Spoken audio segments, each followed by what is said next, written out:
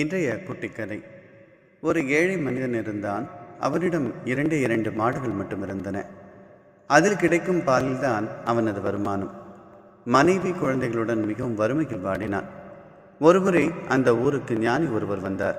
அவர் மிகவும் சக்தி வாய்ந்தவர் என்று எல்லோரும் பேசிக்கொண்டனர். அவனும் தன்னுடைய நிலையை அவரிடம் கூறி ஏதாவது உதவி பெறலாம் என்று அவரிடம் போய் நிலைமையை சொன்னான். அவரும் இன்று முதல் உன் வாழ்க்கை உயரும் என்று ஆசி கூறினார். அன்று முதல் மாடுகள் அதிகமாக பாலை கொடுத்தன. எப்படி நடந்தது என்று தெரியாதபடி வருமானம் பெருகியது. 2 மாடுகள் 4 ஆகி 4 8 ஆகி இப்பொழுது அவனிடம் 30 மாடுகள். சிறிய கூரை வீடு பெரிய காரை வீடாக ஆனது. திரும்பின இடமெல்லாம் செல்வச் செழிப்பு. நிற்கவும் நேரமில்லை. ஆண்டுகள் ஓடின. மீண்டும் அதே ஞானி அந்த ஊருக்கு வந்தார். தான் ஆசிர்வதித்த மனிதன் இன்று பெரிய செல்வந்தன் என்று கேள்விப்பட்டு மிகவும் மகிழ்ச்சி அடைந்தார். அவன் அவரை தேடி வருவான் என்று எதிர்பார்த்தார். ஆனால் 2-3 நாட்கள் ஆகியும் குடியானவன் வரவில்லை. மனதில் அவருக்கு ஒரு சிறிய வருத்தம் இருந்தாலும் அவரே நேராக அவன் வீட்டிற்கு போனார். அவர் சென்ற நேரத்தில் அவன் மாடுகளை குளிப்பாட்டிக் கொண்டிருந்தான். அவனது மனைவி ஞானியை வரவேற்று அமர வைத்து அவரது வருகையை கணவனிடம் தெரிவித்தாள். அவனும் கொஞ்ச நேரத்தில் வேலையை முடித்துவிட்டு விடுவதாக சொல்லி அனுப்பினான். ஞானிக்கு வந்தது பாருங்கள் கோபம். காசு பணம் வந்ததும் பழசையெல்லாம் மறந்துட்டியா? நன்றி கெட்டவனே, இனி உன்னிடம் இத்தனை மாடுகள் இருக்காது. பழையபடி 2 மாடுதான் இனி எப்பொழுதும் உனக்கு இருக்கும் என்று சபித்துவிட்டு வேகமாக சென்று விட்டார். அவர் பேசியது எல்லாம் அவன் காதில் விழ பதறி அடித்து ஓடி வந்தான். அவர் இப்படி கோபித்துக் கொள்வார் என்று அவன் நினைக்கவே இல்லை. அவரை தேடி ஓடினான். ஆனால் அவர் எங்கு என தெரியவில்லை. சோர்ந்து போய் வீடு திரும்பினான்.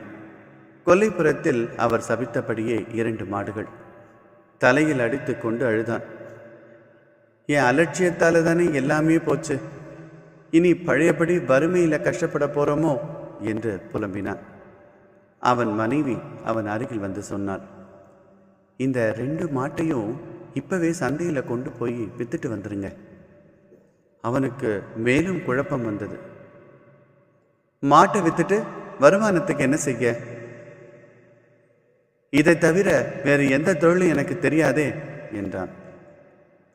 மனைவி மறுபடியும் மாடுகளை விற்க வலியுறுத்தினாள். சரிப்போ, நடக்கிறது நடக்கட்டும் என்று சொல்லி இருந்த 2 மாடுகளையும் ஓட்டிக்கொண்டு சந்தைக்கு கிளம்பினான். நன்றாக வளர்க்கப்பட்ட மாடுகள் என்பதால் உடனே நல்ல விலைக்கு விற்பனையானது. மனது கனக்க கண்ணில் கண்ணீருடன் வீடு வந்து சேர்ந்தான். அவனது மனைவியோ முகம் நிறைந்த புன்னகையோடு அவனை வரவேற்றாள். குடியானவனுக்கோ ஒன்றும் புரியவில்லை. அவளாகவே சொன்னாள், கொஞ்சம் கொல்லப்புறத்தில் போய் பாருங்க என்றாள். போய் பார்த்தான். அவன் கண்களையே அவனால் நம்ப முடியவில்லை. அங்கே வேறு 2 புதிய மாடுகள். கேள்வியுடன் மனைவியின் முகத்தை ஏறிட்டான்.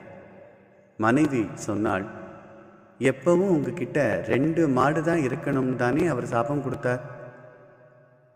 அப்போ நீங்க 2 மாட்டையும் வித்தாலும் அதே இடத்துல 2 மாடு வந்துடும் இல்லையா?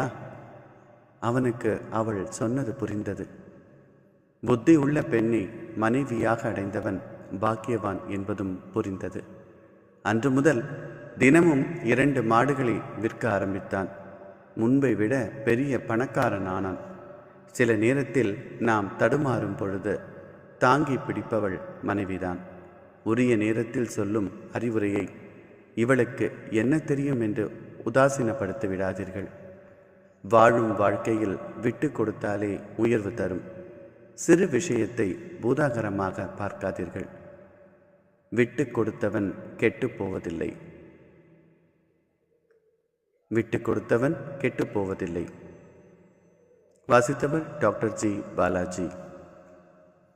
உங்களுக்கு இந்த வீடியோ பிடிச்சிருந்தா லைக் பண்ணுங்க, ஷேர் பண்ணுங்க, சப்ஸ்கிரைப் பண்ணுங்க. மீண்டும் சந்திப்போம். நன்றி.